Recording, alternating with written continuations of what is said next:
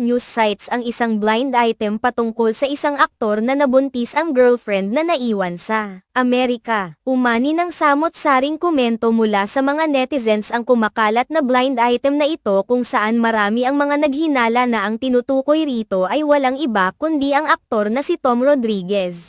Matatandaan na kamakailan pa lamang nang bumalik sa bansa si Tom Rodriguez matapos ang ilang taong pananatili nito roon matapos ang paghihiwalay nila ng kanyang asawa na si Carla Abellana. Sakto naman ang mga nasa blind item kay Tom Rodriguez na isang gwapong aktor na kamakailan lamang ay umuwi sa Pilipinas. Ayon sa blind item, bago umuwi sa Pilipinas ang gwapong aktor na ito ay nabuntis na pala niya ang kanyang non-showbiz girlfriend. Sa ngayon, ay naghahanda na umano ang aktor na muling umalis sa bansa para bisitahin ang nobya na malapit ng manganak. Mababasa rin naman sa blind item, na lalaki ang unang anak